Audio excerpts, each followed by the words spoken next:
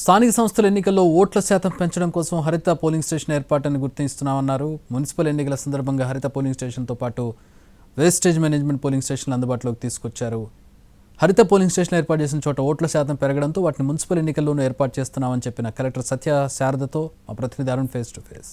ఇప్పుడు కేవలం 7,999 up to 10 kgs వరకు బరువు తగ్గి అధిక బరువు నుంచి వచ్చే ప్రధాన సమస్యలను దూరం చేసుకోండి.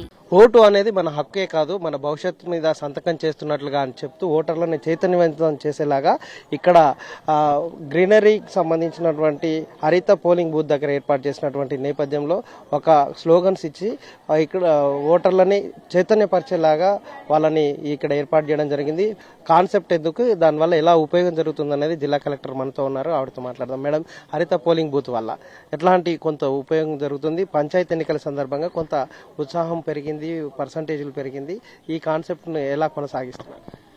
మనకి పంచాయత్ ఎలక్షన్స్ లో మంచి రిజల్ట్స్ అయితే వచ్చినాయండి. వేర్ పీపుల్ చాలా ఎంతూసియాస్టిక్ గా ఒక పండగ వాతావరణంలో వాళ్ళు వచ్చి ఓటేయడం జరిగింది. ఇట్లాంటి పోలింగ్ స్టేషన్స్ పెట్టినప్పుడు వాళ్ళ పోలింగ్ స్టేషన్ అయినా కాకపోయినా ఈ పోలింగ్ స్టేషన్ చూసేదానికి అందరూ వస్తున్నారు. సో అట్లాగా మనకి ఇంప్రెస్ అవుతున్నారు అండ్ డిస్కస్ చేస్తున్నారు ఎక్కువ వరకు. సో మాకు అది చాలా పాజిటివ్ రిజల్ట్ ఇచ్చింది.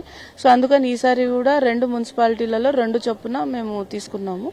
ఒకటైతే హరిత పోలింగ్ స్టేషన్, రెండవది మున్సిపల్ లో కోర్ అడ్మినిస్ట్రేషన్ లో మనకి ఉంటది రీసైక్లింగ్ ఆఫ్ వేస్ట్. సో అది అవగాహన కల్పిస్తూ ఇంకొక పోలింగ్ స్టేషన్ కూడా తీసుకున్నాము. దీంట్లో ఏమేమి వాడారు హరిత పోలింగ్ బూత్ సంబంధంలో కాన్సెప్ట్ ఉంటుంది? అంతా గ్రీన్ మటీరియలే ఉందండి అండ్ ఎకనామికలీ వయబుల్. ఇది అంత కాస్ట్లీ కూడా కాదు. Most of the thing is free.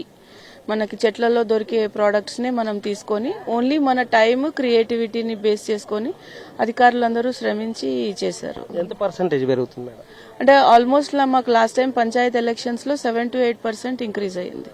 So we are anticipating ఇక్కడ కూడా ఎక్కువ మంది చూడడానికి వచ్చి ఇంట్రెస్ట్ చూపించి చేస్తారు అని. లాస్ట్ టైం అవార్డు కూడా వచ్చింది, ఇట్లాంటి ఏర్పాట్ల వల్లనే వచ్చిందా? ఈసారి కూడా ఎక్స్పెక్ట్ జనరల్ స్వీప్ యాక్టివిటీ వలన మొన్న రీసెంట్లీ మనకి వచ్చింది. ఆ రోజు కూడా గుర్తు చేశారు అక్కడికి వెళ్ళినప్పుడు, మీరు పంచాయత్ ఎలక్షన్స్ లో గ్రీన్ పోలింగ్ స్టేషన్స్ చాలా ట్రెమండస్ ఇంటర్వెన్షన్, సో మంచిగా చేశారు అని మనకి వర్బల్ గా అభినందించడం జరిగింది ఆ రోజు.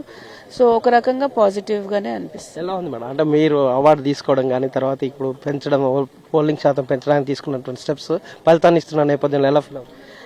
మన బాధ్యత ఏదైతే ఉందో ఆ బాధ్యతని మనము ఎవరైతే ప్రజలు ఉన్నారో వాళ్ళ వరకు చేరవేశాము అన్న ఒక హ్యాపీనెస్ అనేది దీని వలన కలిగింది మాకు.